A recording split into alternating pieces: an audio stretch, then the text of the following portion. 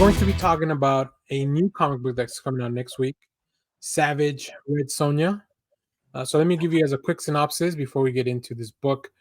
Prepare yourself for the savagery that only Red Sonja can deliver in this brand new series that harkens back to the classic era of Robert E. Howard's original pulp tales of sword and sorcery. Tasked with retrieving a long hidden gem in crumbled ancient kingdom, the she-devil with a sword is traveling alone through a dangerous wasteland when fate intervenes and her sole adventure is sidetracked by a wayward prince and his bride as they try to escape the fearsome desert bandits. Um, let's take a look at the creative team real quick. This is written by Dan Panosian, who is an amazing artist. I don't think I've read anything by him prior to this, though. You read the Alice book? Oh, that's right. Yeah, but I only read the first issue of that. Yeah. So, with art by Alessio Petillo, colors by Francesco Segala, and letters by Dave Sharp. So, what did you guys think of Red Sonja? I'm gonna start with Clay. What did you think of this book? I dug it. I mean, it's a great intro to the book. I'm never really sure where a Red Sonja book's going to go because sometimes the art is better than the story, and you're never sure. This was a great balance of art and story, bringing her into this world and telling us exactly what's going to happen by the last panel and leaving on a great cliffhanger. Yep. Jeff, what about you? I agree. Solid entry into the run. I was curious. I'm like, there are a lot of barbarian high fantasy books out right now. Right. Yeah. And I enjoy that she has name recognition. It was, for me, it kind of blended a little bit with like some of the others. It reminded me of Queen of Swords a little bit. So I'm curious as to how it'll separate itself out from the crop going forward. But yeah, I enjoyed it. Good solid start. Yeah, I think what I like the most about the book is that it's very accessible, right? Even if you don't know anything about Red Sonja, the book makes sure to tell you what's going on, even multiple times, which I found funny. I think this is the first time where I've actually read the whole thing of like she made a deal with this like demon thing, where as long as she can't lay with a man who cannot best her in combat, and that's how she gets her like abilities. So obviously she's already a good fighter. So which, like I said, the book mentions that a couple of times, and I'm like, oh, that's interesting that we're really harping on that. I feel like that's gonna come back and pay off. But also, there's a lot of loopholes around that, right? The things does say you can't live with other men, but I mean, there's definitely other things in the book that you can kind of explore with that.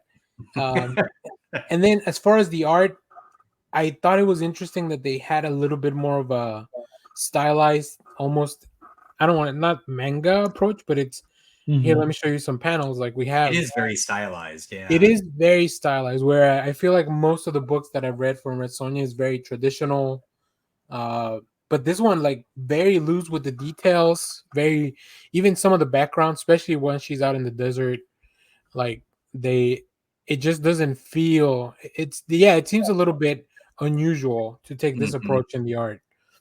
So I don't know. Did you run into that, Jeff? Nope. Well, and I think that's kind of maybe why it reminded me a little bit of Queen of Swords, because I do think of Red Sonja as one of those comics that has I don't know what the word would be, traditional art, I guess. I don't know. It'd be but it has that kind of old school.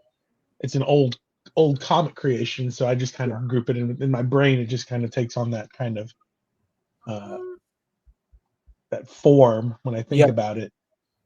So yeah, when I was flipping through this, I was like, oh, this because again, it reminds me of all the other books that I've read previously, like the Queen of Swords and Barbaric, and not quite like Headlopper because that's a completely different style, but it very much like that. But yeah, I'm as I was reading it, I was like, there's a ton of barbarian stuff out there in the world, comic wise. So I guess it's up to us to lead the show now. I'm kind of curious how long Dynamite's going to be able to hold on to this property since Conan just moved to Titan. Yeah. And I know they're like Red Sonja as a character is a fairly interesting because I think she only appears like once in the original stories, and then it was really built up by the guys at Marvel in the 70s with that Conan run. So there's like all these like interlocking sort of links with her. But anyway. I was gonna ask, so like I'm not too well versed on the full lore. Like I've read a few Red Sonja stories, but they never really go deep into like the origin, and maybe it's for that reason that they want to kind of separate it out from other stuff, because they mentioned Hyboria, and that's the same place that Conan is from, right? Yes. Mhm. Yeah. So like I guess technically a lot of this stuff is happening in the same place or the same, I don't know, the universe at least. Is any part of Conan in a public domain yet? Oh, I think all of it is actually. Maybe, yeah. I'm not sure about that. Yeah, I mean, there's the Howard estate that I think has control of the characters and the IP, but the original stories are in the public domain. I'm nearly positive, or some of them are. Yeah. Let me double check. Yeah, but to kind of close out on Red Sonja, I guess on this issue, I enjoyed it. I think it's fun. I'm actually reading this and the other one, the main, I guess is the main Unbreakable Red Sonja, I think it's called. I thought it was just Red Sonja. Hang on. Oh yeah, you're right. Unbreakable is a different one. Yeah, I mean they've got like 4 Red Sonja titles. Yeah, right now. I'm reading the Torn Grumbeck run. I think it's called Red Sonja. Yeah, I'm reading too. So, but I'm enjoying it. I think it's a fun character to explore. I like the creatures and the lore. The bandits look almost like the people that from the Hills Have Eyes, almost like they like just because they live out in the desert, I guess. But I also that may just be due to like being stylized and like there's only so much you can do to like ugly them up, I guess. But yeah, I enjoyed the first issue. I think my like I just flipped through it. I didn't get a chance to read it, but I was flipping through it. My only complaint is that the other female character looks identical to Red Sonja.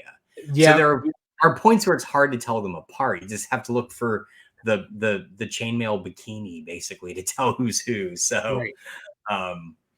Yeah, I agree with that. I think because of that's a problem that happens I think in manga where like sometimes characters just look very similar and you gotta have this like one distinct thing, right? But at least even with the coloring, like this one, their hair color is also very similar, especially like because they're out in the desert at night when there's a lot of stuff happening around. I won't go too much into details as to what happens, but they're out in the desert at night, so like their hair looks very similar. So I do agree I did run up against that, but and I also like that there was very spare, like there's not a lot of dialogue here. Like the book just kind of lets things happen.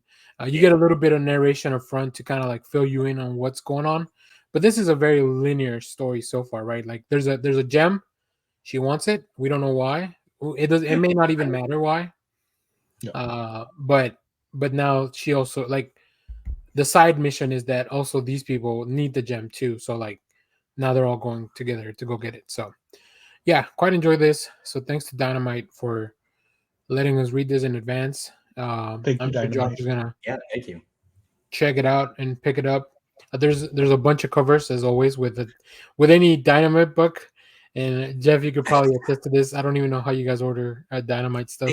They are second only to every Disney issue that comes out. Like when I'm picking books and I get a Disney issue and I'm just scrolling for like, Jesus Christ, how many fucking covers are there? So yeah. So here you can see some of the covers, but like I said, I enjoyed the book and I'm glad we got to read it. So